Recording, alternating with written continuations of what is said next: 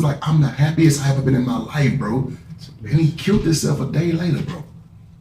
And then I sit up here and I think, that's why now, if you know that you can ask Trey sitting over there, I FaceTime. Mental health is 100% real. Can't stress it enough. The biggest, like you said, I have different examples of it, but I know the biggest example was I lost my little brother to suicide. If y'all out there and y'all going through something, bro, don't pull that trigger. Don't take nothing. Just wait one more day, bro. Have a conversation with God and listen. We need a whole lot of God. We need God in the mix. We need just motivation for the children because we have resources out here. We have you with Prime Global. We have Boys and Girls Club. I be like, hey, what do you got going on? Hey, what we gonna do? Hey, Trey will be like, oh, I'm throwing this. Oh, we're gonna throw something. I was that child that had nothing to look forward to.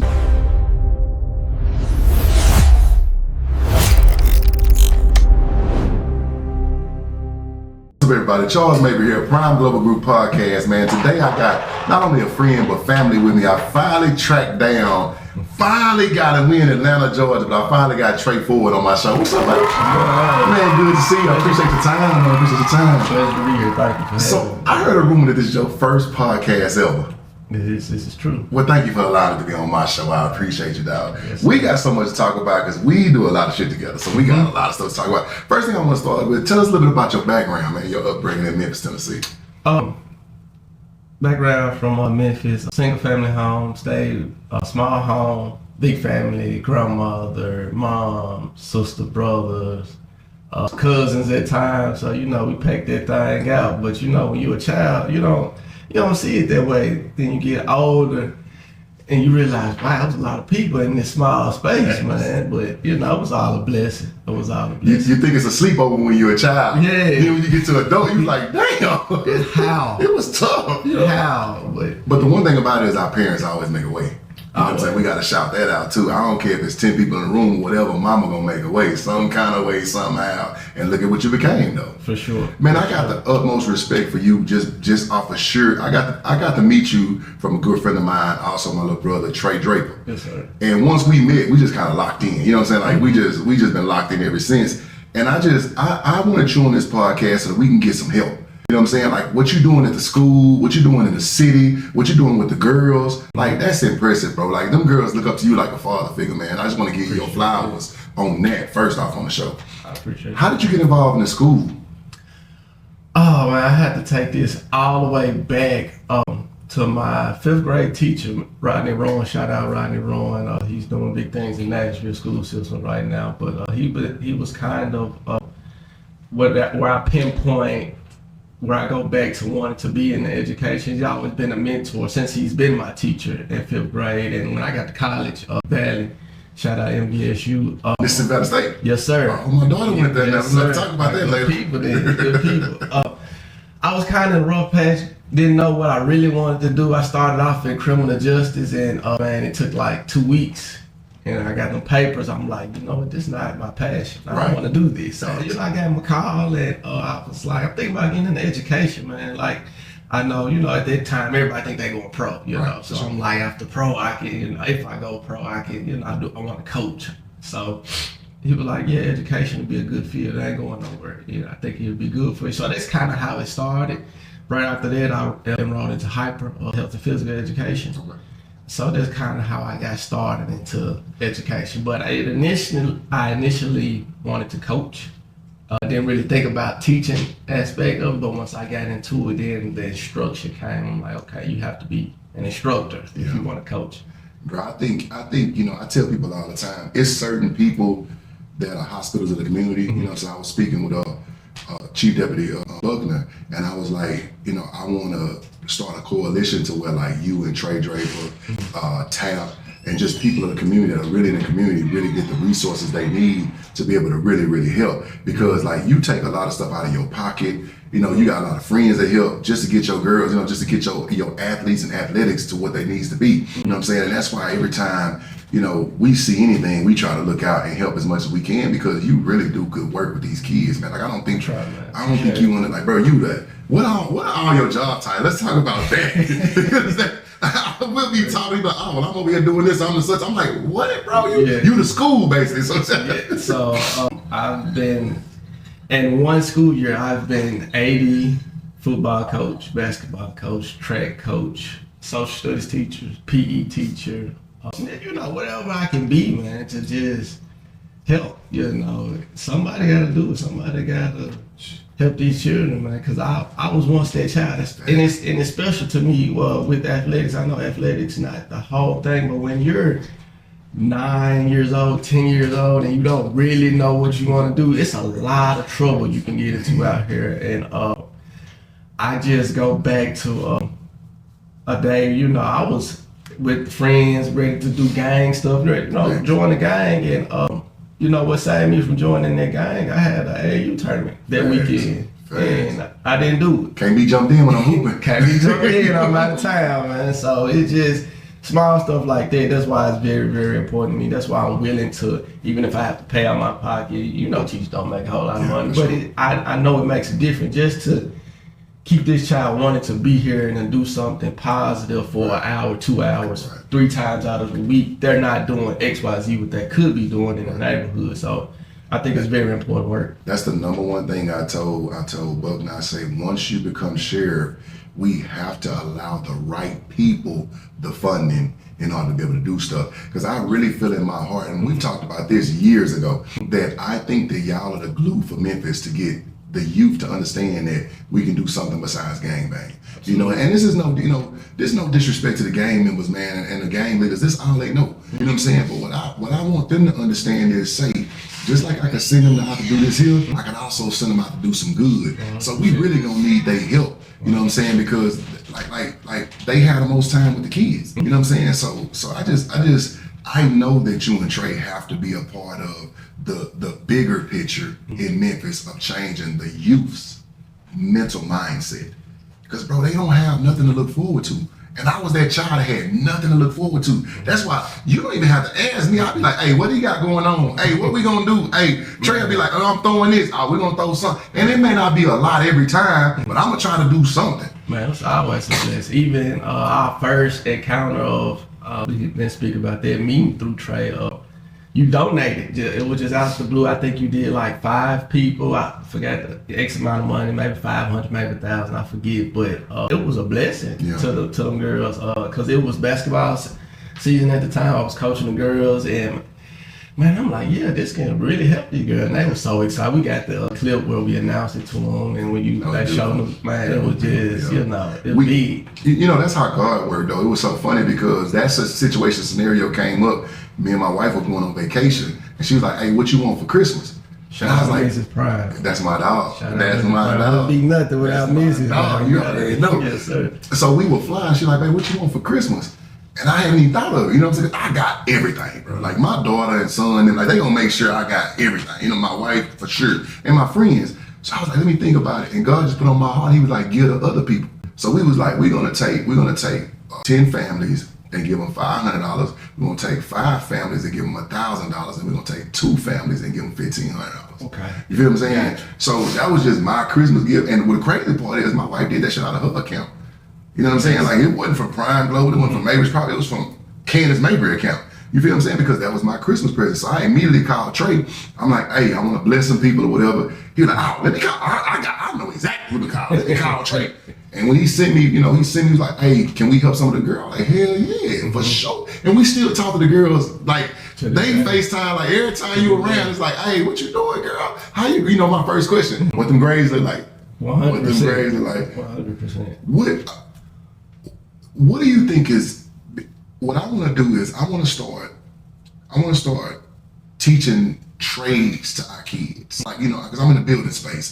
I want to come to the school and show them how to frame, show them how to lay tile, show them how to, do flooring, so that way they can have a trade. So we need to get together and start that program. I want to announce it here. We've been trying to get it together in Jonesboro too, but I also want to do it in Memphis. You know what I'm saying? And I want to empower some girls and guys. But I want our young ladies to know that we got their back. And that's the one thing I respect for you. You with them girls all the time. 100%. Like, it's like they your damn kids. Like, every time I, hey, what Trey doing? Man, he at this. I call Trey, what you doing, bro? We had to trade me with the girls. Are we over here with the boys? Are we like, y'all niggas is y'all they parents, you know what I'm saying? And shout out to their parents when they came to the suite. A bunch of parents was there. So what do you think? What do you think we need to do in order to, for one, we need to raise more funds, y'all. So if y'all are out there and y'all donate to a good cause, man, make sure y'all reach out to Trey Draper and Trey Ford. They don't play with the money, bro. They get every penny I've given them, I can see it. You know what I'm saying? That's the most important part. So tell them where they can go if they want to kind of help you or they want to definitely a source. Reach out to Trey Draper. You can get him on Instagram, Facebook. Mail the streets. And you know, shout out my brother Trey Draper because you know he's always got a lot of slack for miscellaneous different things. You know, he does so much, but what they don't talk about is how many people he blessed, how many people he touched, how he always looking out for others and blessing people. That's what's not talked about enough that he do. And what he is and everything. Everything. So shout out Home Team Hoops, you know, so definitely you can reach out to Home Team Hoops and we'll get it done, whatever is needed. Yeah, and Prime gonna always help. Prime Impact Logistics, we always gonna help anything you got going on. So how was the season this year? Tell us about the girls this year. It was rough this year. Okay. It was rough this year. We had a lot of moving pieces, especially from that core group. A lot of them went to high school. Yeah, they did. Yeah. Different high schools, so I still check in on them, see them when I can. Because I have siblings that still come to the school, so when I see them, I'm acting like you said, grades, further than grades looking like. Grades look like. But I had one that transferred to another middle school, Micaiah. She's doing well. She's doing well. Continue to grow. And the biggest thing when I'm talking to them and when I see them, hey, have you figured what you want to do? Yeah. Have you figured out have you thought about what you really want to do? You know, I've been on you about basketball, but that was to translate into life. It wasn't really about basketball unless you want to do this for a living. Right. That's two different things, but it's to drive a purpose and to understand whatever you're gonna do is gonna be hard. It's gonna be just as challenging as this basketball season was. It's gonna be like that in life. So that's why we were on you about bounce back, pick your head up, be positive, show up, you know, different type of things. So that's what it's all about. And when I just see them coming in, they're smiling and they're feeling good, it's just a blessing. How long have you been in the school system? I started 2016. I've done everything. So you were a decade in that thing. I started from the bottom. I was a teacher assistant. Then I went to a sped assistant. Then I went to teacher. So I'm just continuing to grow, man. Continue to grow in that leadership aspect as well. Kind of want to get into that. What's the biggest thing you need help with? As far as myself or as far as children? Both of them. Give us both of them. Children, well, it's a little different because children need different things at different ages. Right. So, but the biggest thing, if I can pinpoint back to one thing, like even what you were saying about getting trades, it goes back into the motivation. It starts a lot earlier than what people realize. Right. So we can get into the high school and be like, hey, we got this trade. That'd be great. Right. But if they're not introduced to it early enough to get motivated or to kind of see it as believing for a lot of them. So I think that's the biggest thing, giving it to them early and kind of going from there step by step. So you could put together a program where we can come in with different trades. What I also want to do is I want to get a nail tech to come over. Mm-hmm. Maybe someone want to do nails. Mm-hmm. I also want to get hair. You know, I shout out Hair Justice. I'm gonna see if she'll come. She does a lot of celebrities' hair in Memphis. She do Candace hair. So I want to see if we can plug them in. Maybe they want to come intern at a shop, come help clean up, come learn how to do a sew and learn how to make a wig. Like, so I want to start a program through Prime Global to where we can get them to something that interests them in the trades. And I would love to partner with you and the school for yours to be the first one. Okay, that'd be awesome. Because we're actually adding that kind of aspect, like the skill aspect of an education. It's starting throughout the district, Memphis City, Shelby County schools, but also at my particular school, we're going from STEM to STEAM. So we're adding that dynamic to it. So that'll come right on time, and that'll be perfect. Even if it's with the after school program, because I'm working with a guy right now to do a bunch of after school programs. You know what I'm saying? Because I just want, bro. When I was coming up, it was so hard to find a safe space. You know what I'm saying? Like it's just hard for these kids right now, and I don't think people understand how difficult it really is for a 14-year-old, 12-year-old, 13-year-old who families in poverty. They don't know they're in poverty, but they feel the difference. You know what I'm saying? So I want to make sure that we make a very organized and strategic effort from now on to try to see how we can interact and help. You know what I'm saying? Like we gotta get them counselors. You know what I'm saying? Mental health, which we'll talk about in a second. Mental health is big, bro. Like it's not something you can sweep under the rug. We have to get these kids while they're young, bro. They don't believe in nothing, bro. You speak to a kid and you're like, hey, what you want to be when you grow up? Alive? You're like, God damn. But it's the truth. You know what I'm saying? So let's speak on mental health. Like, cause you had a bunch of situations growing up and stuff that you can speak to and speak on, you can elaborate as much as you want to, but about people about mental health. Mental health is 100% real. Can't stress it enough. The biggest, like you said, I have different examples of it, but I know the biggest example was I lost my little brother to suicide. And it was, words can't even describe it. It's like, man, it just take you by surprise. Man. I think it took me like a year to really even process like what really happened. I think it was like the following year, his birthday, where I like really felt like, because it was just that much of a shock. And you see kind of signs of it, you see different type of things, but you always have that. He'll be alright. He'll get a little bit older. It's just a rough patch. It's just bad, but it's not. It's definitely something to take a step back and really pour into that and do as much as you can, because we don't always have all the answers. That's why for me, you have to be very spiritual, have to be prayed up, and just use the resources that's out here, because there is a lot of resources out here, because it's like people like you that's really trying to help in any way that they can, but it has to go back into what I was saying, the motivation, and understand like you can have help and it's out here for you if you reach. And I think for us, I was younger. I think, my mom tried different things. Like she spoke with the primary doctor about it, but that's just, she didn't really know who to reach, so that's a thing as well. Like, and I know that devastated her, you know what I'm saying, losing a kid. Yes. Because with me, like I told you earlier, I said, man, I have so many friends that I talk to, like one of my good friends, man, I talked to him New Year's. He called me like, man, happy New Year's. We finna link up. We're gonna do this building together. He was like, I'm the happiest I ever been in my life, bro. And he killed himself a day later, bro. And then I slept here and I think, that's why now, if you know that you can ask Trey sitting over there, I FaceTime. Like, nigga, I want to see your eyes. Yeah. Because we were on the phone, and all I kept telling my wife is, why didn't I see something, bro? Why couldn't I pick up on something, you know what I'm saying? To say, hey, tomorrow's okay. Hey, this is gonna be all right. You know what I'm saying? In your brother's scenario, you gonna blame yourself for a while before you even can get over the grieving, because that's my little brother. I'm supposed to protect my little brother, and I didn't even see this shit. Can you elaborate on what happened? Like what went on?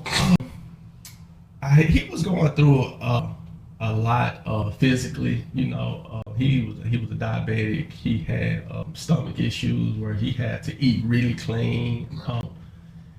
Just basics off the physical aspect of, but he had a lot of things going on mentally as well. He was kind of a loner. He was a gamer, to himself a lot. So introverted. He think so. When you're that type of person, a lot of things can go on your mind, and you're not really, fully understanding, man. But like, just to piggyback on what you said about your friend, it was just like the day before. I saw him the day before, man. The last day, and I think about it so much. The last thing I said to him, last thing we said, he showed me his phone. He was like, bro, I need another phone. I'm like, we'll get you a phone, bro. Don't worry about this. It's all good, Gotcha. Shook his hand, love you, see you later. It was like you said, I didn't pick up nothing like this would happen the next morning. Like, and I always go back to that, like I didn't see nothing. Like, he just talking about his phone. And I'm like, we'll get you another phone, bro. We definitely, rest in peace, your little brother, bro. I'm definitely sorry I had to go through that, you and your family, you know what I'm saying? It's just we have to use that as a call, let people know that just wait one more day. You know what I'm saying? Like if y'all out there and y'all going through something, bro, don't pull that trigger. Don't take nothing. Just wait one more day, bro. Have a conversation with God and listen. Sometimes it takes another day for you to hear him properly. But bro, the last thing I say to everybody, and you know this, hey, I love you. You know what I'm saying? Like Trey, no, he ain't getting off the phone. Hey, bro, the crazy part, let me tell you how crazy that shit is. If I hang up before I done said something, nigga call back, hey, you good? What's the deal, bro? Hey, I love you, bro. I'm like, oh, my bad. And the same vice versa with me. If I call y'all niggas don't say y'all love me before I get off the phone, I'm like, nigga, what's the deal? Y'all straight, y'all. And for a long time, I struggled with that because I used to tell my partner them I love them, and before they got used to it, they'd be like, huh? I'm like, nigga, I love you. What you mean, huh? Before I get off the phone, bro, I done had so many friends, I get off the phone, they dead. That's one thing I'm gonna do. I'm gonna tell somebody I love that I love them. You feel what I'm saying? I'm gonna always be there for them and approachable. What do you think the school systems need right now? Let's just speak on your school where you at. We need a whole lot of God. Need God in the mix. We need just motivation for the children because we have resources out here. We have you with Prime Global, we have Boys and Girls Club, we have Knowledge Quiz, we have what else I'm forgetting about. But not to cut you off though, I feel like we have all them places, but they're so disconnected. That's the thing I told Sherry Buck. I say, bro, you have to appoint somebody like y'all too, because y'all mess with everybody. You know what I'm saying? So y'all can go and say, hey, Boys and Girls Club, we got this event over here. Let's sit down and make a calendar of everything y'all got so we can support what y'all got. Y'all got a calendar what we got. So y'all, until these kids start seeing all of us support all the time with each other, 100%. It's going to be, oh, that's just the Boys and Girls Club. Oh, that's just this pack. Oh, that's just Prime Global. You know what I'm saying? So that's why I'm saying, until we get it together as one unit, because you think about it, when a kid goes home, right? They're around their environment 95% of the time. So if we're not in their face 95% of the time, it goes in one end out the other. So we have to have a uniting of all of the nonprofits, all of the companies that are willing to help. We got to structure a calendar to where we can all be together. I think that's the biggest thing with the school system, the disconnect. Yeah, I love it. And I think everything starts at the top. I think of the people at the top, whether it's leadership within the school, whether it's leadership within other organizations within the communities, they have to come together and kind of, everybody have their pride, like what I'm doing is the greatest thing ever. And like you said, they have to be able to connect and get together to bring all those entities to be there for the children so we can be on the side. That's the one thing we got to stop immediately, the pride shit. Because everybody, the thing is, you can't have pride if you're trying to help, right? Because my idea might not be as good as your ideas. So I have to, at some point, understand that I may have to put mine to the side. And I always love to use Cash Money and Juvenile when he backed that thing up. That blew them up, but Lil Wayne carried. Yeah. So all that matters is what's the effect. We gotta get out of the pride. It gotta be mine first. I don't care. When I come to you, I say, hey, what you need? Hey, what the girls need? Hey, what we got going on? You know what I'm saying? Like, we gotta get out of the pride, bro. We gotta get out of the pride. How do we unite everybody though? Cause listen, y'all the mayors, bro. I know I be putting that on y'all head, but it's the truth, bro. I think it has to be a willingness at the top, like you said, to put the pride aside and get into the giving. And I want to help. I want to hear from other people how they're helping children, what they're doing for children, so we can come together and help. Because you have a lot of people that have 30 years of experience, and they kind of don't want to. They're less likely to take advice from someone else, right? For whatever reason, and I think that's not a title thing. I think it's an individual thing. I think it's however they grew up or however they're raised, and they just want to be me. And I think that's the biggest thing. I think that's the biggest thing. I really think too, we trying to do some affordable housing with the mayor in Memphis, and we're trying to do a lot of stuff in the community. But my favorite, my thing is them kids. So I think we need to use all that and piggyback. We're gonna get a city what they want, but we need to get some grant writers together. We need to get some people that understand giving, understand philanthropy, and then we need to get a strategic plan. Because if we just say we just giving all the time, we don't know the results of it. So the first thing we have to do is become transparent. Like the people at the top, hey, we need to see what is being given to the state, to the city of Memphis, as far as these helps and nonprofits and stuff like that. That's the first step. Let's start being transparent from the top. You know what I'm saying? If we're not hiding nothing and we're not misappropriating funds, it should be no problem with everybody having a board and everybody understanding, hey, we giving you $100,000. Structure me out a business plan and proposal for this $100,000. It can't just all be behind giving. We need to turn these kids into the workforce, the entrepreneurial force, the athletic force, football, basketball, all that. Chase your dreams, but we need a plan A, B, and C. Because guess what? Everybody, I led my team in tackles. My senior year of college, I was third in the nation in tackle, and still didn't go to the NFL. And all of my friends were in the NFL. We're more financially stable than they are. So going to the NFL don't promise you that. So what we need to get these kids to understand is, I think that we need to get a coalition of people for after school, maybe before school. We need to say, hey, Sally, what do you like to do? Hey, Derek, what do you like to do? What's your dream? What's your passion? Then we have a psychologist speak to them. Then we have a police officer speak to them. Hey, this is what we need to do. What do you need help with? What can we do to make your stuff better? And all of it needs to revolve around grades, discipline, and respect. And we got to bring praying back into the schools, bro. Yeah, but that's bigger than that. Goes all the way to the state and nationally. Like, it can't be bigger than us. We gotta be the biggest. I understand. We gotta Rick Ross it. So together ain't nothing bigger than us. Absolutely. Especially how y'all move, bro.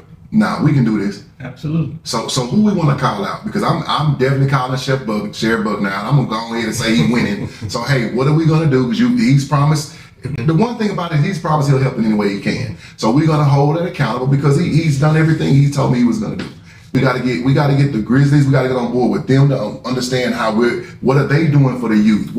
We gotta get some organization together in this shit. It can't just be they over here. Fuck our egos, bro. It gotta be about these children, bro. I like what you said, especially with the part of having a business plan and having a end goal. Yeah. Short-term goals, end goals. That way you can hold the giving accountable. Yeah. Like, we're giving this, but what are the results? There you go. How are we growing? Then we can always go back, review the data, and see how we're doing. Right. We can change it, and just I love that way. Like you said, we just giving him to give, but no, we have a plan, right. And we want to check those goals. So that could be your homework then, because you can do that. Because I know y'all heart, bro. You feel what I'm saying? That's why I keep that's why I want you on this podcast, because you people need to see your heart, Trey Hart. Like y'all boys give a lot that go unseen, bro, and don't get rewarded. Like, we need to put a plan together so y'all can have some resources, bro. Like, anyway, me, Prime, David, anyway we can help, bro, I'm there. But like, we gotta get a plan so that we can check the results. We can say, okay, this is working. You know what I'm saying? Like, this not working. Let's shift to this. And I'm gonna tell you something too, bro. We gotta go to these games, bro, respectfully, and be like, hey, how can y'all help? It ain't just about, bro. We can't, like I told Buck, you can't just go in these communities. If you talk to one gang, you gotta talk to all of them at the same time, respectful level. So because these boys, you gotta understand what we dealing with. They still men at the end of the day. Like they care about their community, bro. Like and that's why they be formulating to make sure their community is protected. So now let's do this here. Hey, how can we help? What can we do to shift a kid from going down the same path? We know what's down here. Right? So let's shift it over, and it's gonna take, people gonna hate this, it's gonna take the gangs, it's gonna take the police, it's gonna take Big Mama, it's gonna take Auntie, it's gonna take everybody, bro. That's why I love, y'all, Trey did an event at his house. The whole block was out there. Like, y'all little street is crazy. Like, that street is from way back, you know what I'm saying? So that's the love we gotta lead with, bro. Y'all, y'all got such a bigger calling, bro, than what y'all know. And I keep telling you, I tell you that all the time, bro. Like, y'all, we got to get in this city, bro, and turn this city around. I don't even live in Memphis. No, you don't. But I've been coming down 27 years, bro. And I've never had nobody rob me. I've never had no bad shit. That's why when people talk about Memphis, bro, I've been in Arkansas and Memphis long as I've been in Houston. Bro, I care about this shit. Memphis is a really loving place, bro. I know we get a lot of different looks, but when you're there and you're in the city, it's not like this loving. It's Southern hospitality. Excuse me, they hold the door. Like, it's not what it seems, but crime is everywhere. Yeah. Crime is everywhere, man. So Memphis just don't play when it comes to crime. Like, they like Houston. I hear somebody say they be right back. Their ass is coming back. You know what I'm saying? Straight up. But again, it's like the street, bro. The first time I met Trey Daddy, is, hey, come on in the movie room. Because I was watching a football game. He like, come on down to my man cave and watch it. You can be away from everybody because it was 100 people in the damn street because he was releasing his book. Y'all go get my boy a book too. Yes, sir. Go get my boy a book. Yes, sir. The winning language. Winning language. I was winning circle. No, winning language. He gonna kill me. Can we edit this? Let's edit that and do it all again. Y'all give my boy a book, The Winning Language. Hey, but I told him it's gonna be a bestseller though. It's actually a good book. Yeah. And we kind of do this thing, me and him, where when we're in business aspects or even in general with family and friends, and people say certain things, we be like, chapter 4. Chapter 7. like it's really in the book. It's actually a good book, and you can use it to kind of if you want to win. Yeah, you want to win. I remember when he first told me about the book, and I got to get some behind the scenes stuff. And we were sitting there eating, and I was like, bro, this shit really good, bro. He was like, you just telling me that? I said, nah, nigga, I would tell you it's something. It's something. You know what I'm saying? Like, I'm your partner. He's like, I didn't even want to do it. Yeah, I told him. Didn't want to do it, and it's something great. I say, bro, you gonna be a bestseller, bro. He thought I was just capping, and now he a bestseller. Blessings. I tell you, I should just do everything I say, bro. When I say it, it be true. It be true. We talked about what the school need, and then you said what you talking about with Mia with the school. You gave about the school. Now, what do you need? What do Trey Ford need? Just you. We ain't talking about no kids, no nothing, just you. Man, that's a good question. It's something I haven't really thought about. That's something I haven't really thought about because I'm always in the mindset of what I need to do for others. People, I already know for other people. Yeah. For my family, for myself, I'm really simple, man. If I can get my time to worship, I can pray. I can get my time in the gym, get a workout, just get some time to myself. I'll be fine. As long as I have to try my best to stay mentally stable, man. For family, for the children I work with. It's just every day because I want to be consistent for them. That's a lot. That's what they don't see a lot. Yeah. They see a lot of things, but I don't think they see consistency. So I try my best to be myself every day. Thanks. So it's just my support. I don't know. How can they reach out to you if they want to just help you directly? I know you gave Trey info, but like, how can people reach out to you? I can give my number, my email. I don't have social media. Give me your email, bro. Give me your number. Yeah, you're gonna have Bert over here talking about, oh, you hell, I wonder if he wants some oxtails. You know? Yeah. Shout your email out. Trey Ford 1911 at yahoo.com.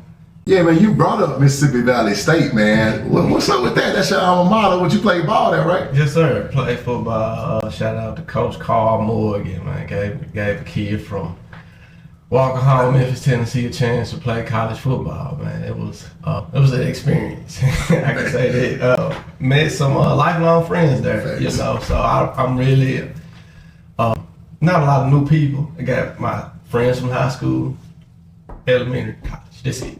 I've met you along the way through somebody. It's always through one of those people. No new friends. No new friends. That's straight shit. It's tough out here, man. Trey, no new friends, bro.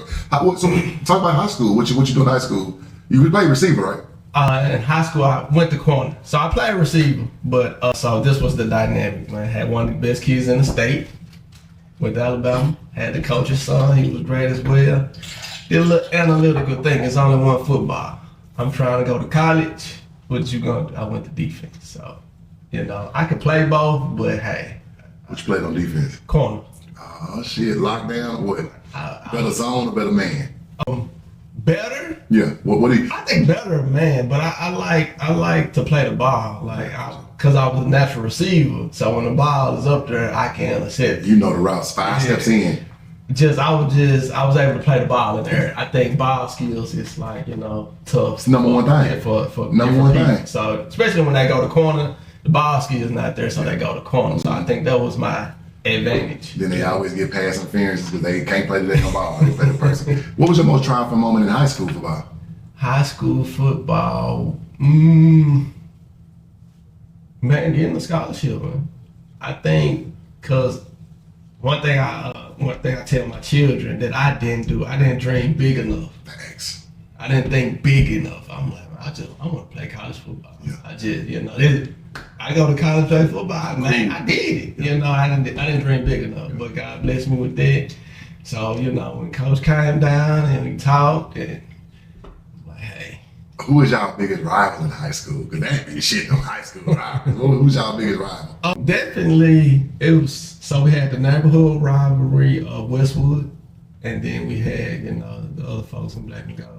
Okay, good. Hey, that should be so crazy because they all be your homeboys. Yeah. But on game day, game week, I'm not fucking with y'all, bro. Like my friends just be like, dog, you turn into a whole different nigga. You were the enemy. Why that shit don't you get? Like you were the enemy. Let's speak about you though. You had pro opportunities. I didn't have no opportunities. Yeah, man. So the crazy part is I had a free agent deal. But I had probably twice that in cash already, so I was like, nah, fuck that. You know what I'm saying? Like, Don't miss that, people. Yeah, I'm good. Don't miss that, right? Yeah. Motivation. And I remember the conversation. And I was like, I'm tired. Like, I didn't have no backup. I played college ball at Arkansas State, and I played junior college ball in Nevada College in Texas. Shout out to all my dogs down there, my Bulldogs. But I just lost the passion for it. You know what I'm saying? The coach I played for at Arkansas State, which I would never mention his name, was just a butthead, bro. Like, he treated players like shit, and I just didn't have no respect for him. You know what I'm saying? So I was like, man, I'm getting bread already. I'm finna be in business. I ain't finna go. I ain't keep on tearing my body up. I tore up my shoulder. We got a chance to play against Hall of Famers.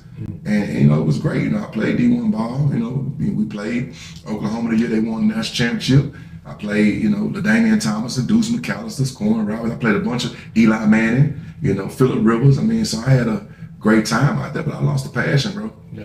I lost the passion. Number 3 in the nation in tackles. You know what I'm saying? So, just the relationship I had with my coach, and my mom used to always say, she's like, you got to watch how you handle people because they can come back and bite you. And Ole Miss game, me and my coach got into it bad, and I knew he didn't have nobody. I ain't had no backup. Nobody could call the defense but me. So I knew they wasn't going to do nothing. I just kind of took it too far. So until they hit all my NFL mail, they hit my invite to the combine, they hit all my free agent shit, you know what I'm saying? So, yeah, bro, it was a dirty game. But again, I always look at it like God gonna give you the path you gotta take. You feel me? So I never was depressed. My family was probably more hurt than anything because they didn't really know what I was doing. You know what I'm saying? They didn't know I was already getting bread, you know what I'm saying? So I just lost the passion for it, bro. Just that simple. And I think that goes back to what you asked me about inspiring educators, man. Passion is underrated. You have to be willing to go through every emotion of what you're doing, and if you don't have that passion, you're just simply not gonna do it. There's no quick fix for that. I can't say though football saved my life. You know what I'm saying? Because 9, 10 years old, you start playing Little League. You know what I'm saying? And you create friends that are life. I still speak to some of my friends from when I first put on, you know what I'm saying, a pad. I still fool with them now.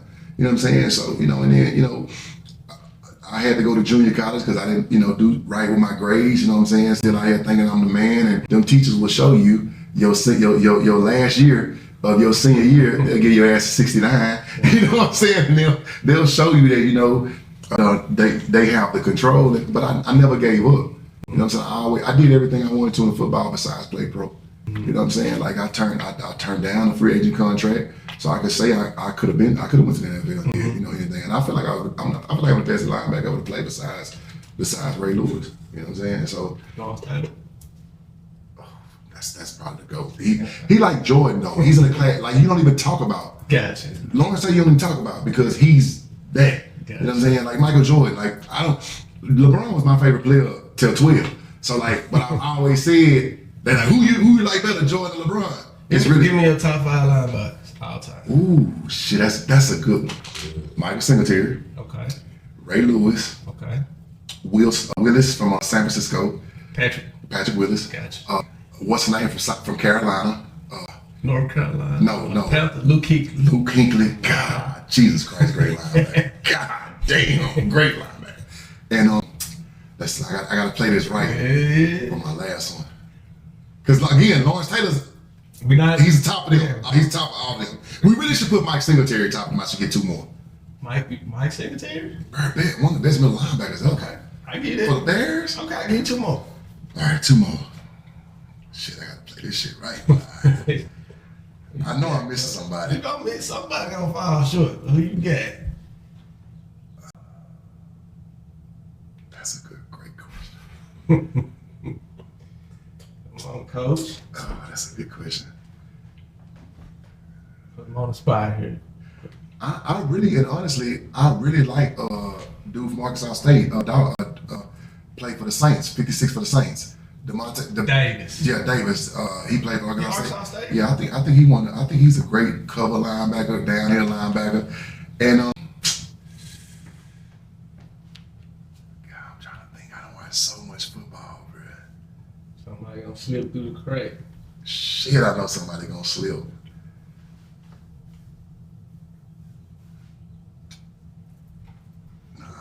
Shit, I got one left. I got to make this right, bro.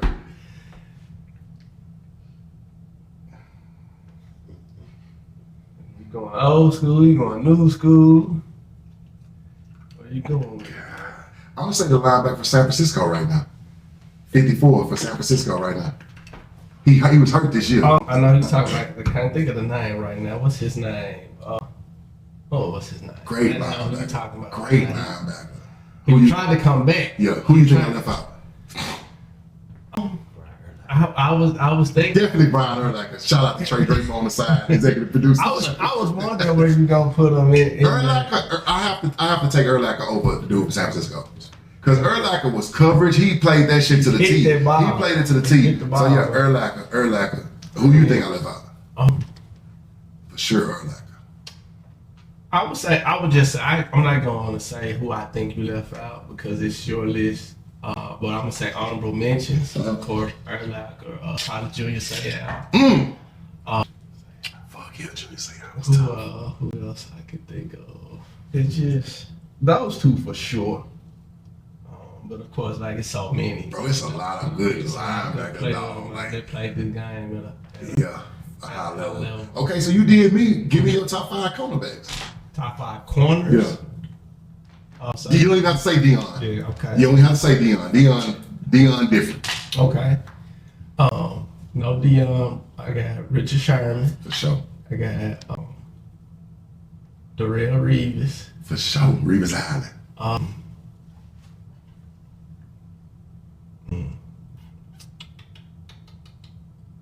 Man.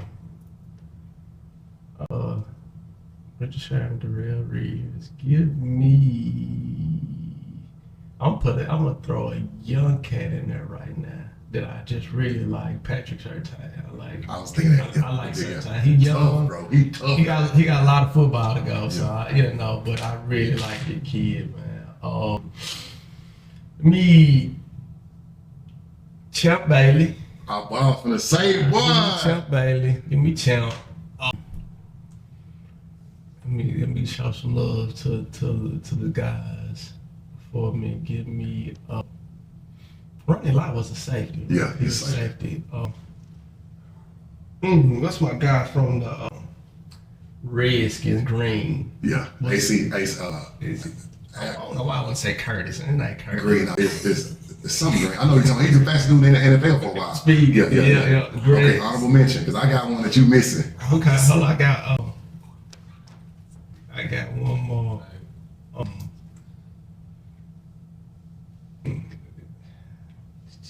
It's my guys, man. You can go Sante Samuel, you go Ty Law, you could go.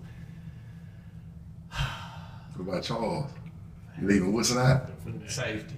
So Charles Woodson was a coach. Charles Woodson, in my opinion, is the greatest DB of all time. Bro, I do not doubt you. I agree. So I put him up there with DM. We ain't gonna Okay, them two I can understand. Okay. because he played safety and corner. Cold. He was a bro. I ain't gonna even bullshit you. He was probably top 10 safety. Yeah. For like 5 years. He didn't go to corner. Yeah, that was cool. So I was specifically talking about just corner. Okay, Yeah.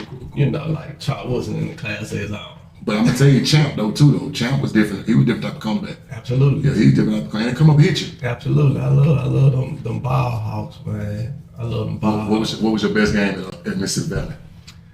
The game I scored. Which one? Come on, It was against Alabama State, man. Shout out Patrick Ivy. His son is actually doing well too. Marshawn Ivy. Be on the lookout for his son.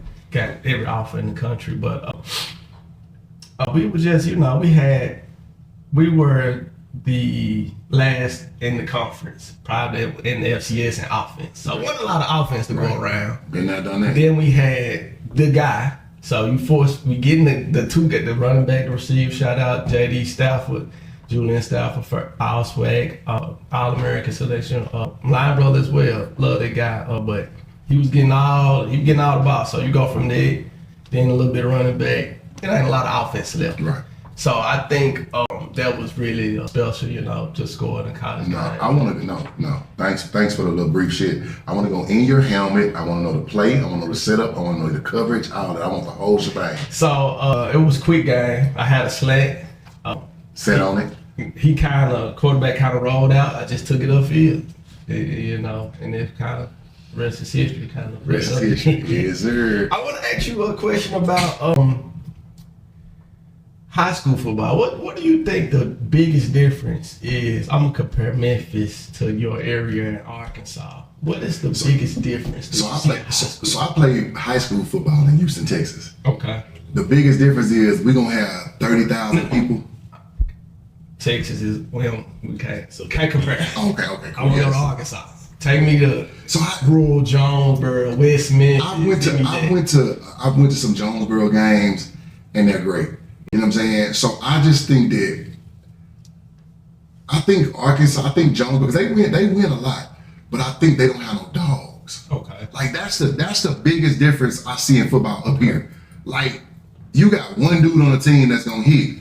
Back in Texas, your ass gonna get your socks knocked. The biggest thing I tell my son, I used to it's no ooh at the games no more. Yeah. You know what I'm saying? Back when I played, every other play, ooh, ooh. Here they don't have none of that shit. Yeah, we don't. Football has lost that ooh. I agree. I like that take. Because as I'm thinking about it, we talk about linebackers, and I'm going through linebackers that's in the last 5 years in the city of Memphis. It's not a premium position anymore, So we definitely have to. You'll never have I was talking to the AD at Arkansas State, and I'm like, I had 160 something tackles, and I'm like, that'll never be again for a linebacker, because when I played, they ran the option. We played the Damian Thomas. He had 42 carries in the game. So if he had 42, his backup probably had 12. So they ran about 50 times. I could make 28 tackles in the game, 25. I mean, we played the University of Memphis. I had 28 tackles, got player of the week. You know what I'm saying? But all they did was run the option, you know what I'm saying? So it's now it's spread out. If a linebacker get 10 tackles in a game, it's a great game for them. I was like, bro, 10 tackles? That shit was first quarter for some of us. Do you think the game is getting away from its basis of running the football? Is it too pass happy? I think that football needs to get back to being violent. Okay. I'm sorry. I had concussions. I probably got CTE. You probably got CTE. I don't give a fuck. That was our Rome. That was our Coliseum. I'm going to, we was playing Boise State one time. It was 4th and 1. I walked into the line. I told my D, I looked around and said, hey, don't nobody have to move. I'm going to make this play. I don't give a fuck if it's a fade. You get what I'm saying? Just the mentality of it. I walk out the quarterback lane even if it's a fade, this is doing the game. He's like, that's crazy, bro. You know what I'm saying? But it's none of that no more. I used to watch film before. If I see somebody going motion, I know what the play is already. I know what the count is off the play. Kids don't do that no more. I used to watch football with my son and them, and I'm telling them like, hey, look at this, look at that. Look, they don't even, it's nothing being taught no more. It's no X's and O's being taught. Nothing. Bro, look at their hands. They hard hands gonna be a run. If they, you know what I'm saying? Like, none of the nuances of football is being taught. They don't tell you, hey, when you in your drop, this combination, like go look at the combination routes. Like when I used to get in my drop, when I see one thing, I know exactly what it's gonna be. So now you can bait the quarterback in the shit. You know what I'm saying? I had an interception for a touchdown in high school against Bel Air, 87 yards, because I read the run route. You know what I'm saying? I had interception. 86? Goddamn right. The reason I remember because that was my high school number. Because I played tight end in high school too. So I wasn't just an outside linebacker then, I was a tight end too. 87. 87. And looking at the whole time on the jumbo trying, he'll never catch me, bro. Straight up. Yeah. But we just don't, it's just not fun no more, bro. Like, even when I watch the Texans or professional, it's like, do these dudes watch film? How do you run the same play in the NFL 7 times in a row? How do you not set up the pay action? How do you not, you know what I'm saying? Like, I remember one game we played Ole Miss. Our first play, the 2-3 games before, our first play every game, and coach said this shit 3-4 games before. He said, we're gonna run this ISO every game starting, and then we're gonna hit them with a play action and go for a touchdown. So 3 games, he set that up every first, we play against Ole Miss, you gonna look it up. Pull that motherfucker out, he threw 80-something yard touchdown. It's no setting up no more. Yeah. It's just like offensive coordinators out there saying, well, I hope this works. I think it's just the pass habit. I think it's like we're gonna rely on the arm talent and the superior talent on the outside to will us through. I think that's big. I used to tell all my defensive guys, at some point in this game, somebody gonna be broke. Don't let it be yours. That's a fact. It's like life, bro. At some point, life is gonna whoop your ass. Are you gonna get back up? Or are you gonna allow it to win? Bro, I don't give a fuck what's going on out there.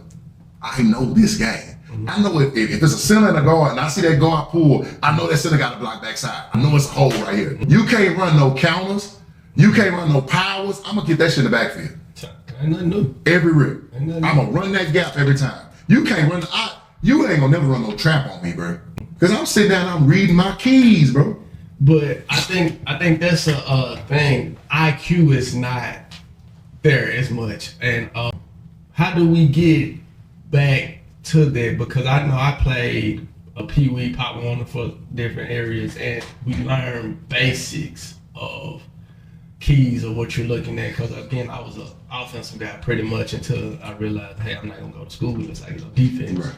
So I played receiver, love the position, but it was like you said, first thing you're looking at the safeties. Where the corner sitting at? Is he sitting 5? Is he sitting outside of you? Is he sitting inside of you? Is he looking at you? Is he looking inside? Just small things to let you know if they're in zone, if they're in man. Yeah. So first thing we gotta do is stop trying to outthink everybody, right? Take the participation award shit away. No participation. Bro, I'm sick of it. Yeah. It has to be winners and losers, bro. Everybody can't be a winner. And that's what we put into the world. Oh, you won if you, nah, motherfucker, you didn't. And it's okay. Guess what? We lost today. It's okay. That's why I tell the Grizzlies all the time. If we go 0-82, if we come out here and give them everything we got, I'm cool with that shit. When we lost to Boston the other day, I was cool with that. Them young dudes gave everything they had. But guess what? They need a leader on that floor to say, hey, we ain't scored the last 8 down the creek. Get y'all ass out the way. Let me do this here. We need to be able to call 12. Need that mentality. We need dogs, bro. When I played in high school, my coach was so savvy. If it was a little cornerback, nigga, I'd line up at tight end, stretch, and I immediately motion out to where that cornerback was, and they gonna throw a fade. You can't tell me somebody 5'9", 5'8" gonna be able to outjump me. Like, it's just those little things. Oh, he like to sit on the route, hit him and go. Sled and go. You know what I'm saying? Like, we was down to Trinity Valley in my junior college going, to go to the championship, right? And my coach been running post all game. Boom, we was down 28 points. He run a post corner to win the game. And like after the game, the reporter was like, what you do? He said, we've been winning on the post all game. I knew he was gonna sit on it. He sat on that motherfucker, my dude, Chris, post corner, touchdown, we win. Y'all want to stay? It's about knowing the game. No, we went to the national championship game, and then Jaquay Thomas and the quarterback the tight end from the Giants, the old dude, he went to Miami. Shockey. Jeremy Shockey. Jerry Shockey had 4 touchdowns against us. Jeremy Shockey was that guy. Yeah, he had 4. I think he went to Miami after our game. You know what I'm saying? Jeremy Killed Shockey us. was Yes, that guy bro. for sure. Yeah, he went to Northeastern Oklahoma, and he was a new one. If you look over him in the back, he had 4 touchdowns that game. Was a new one. But hey, shout out to him. That's what God had for him. You know what I'm saying? I ain't mad at all. But I just think that we got to get back to more toughness, man. I think we've made the world, we've made it too easy. You know what I'm saying? And I love Steph Curry, but like everybody want to shoot threes now. I'm seeing all of our guys at the 3-point line. But guess what? When other teams play us now, we ain't got no big man that back our ass down and turn around and hoop. We got to get back to the fundamentals. Get back to the basics. To the basics, man. I love it. Was that enough football, Trey? But yeah, you got it. Appreciate it.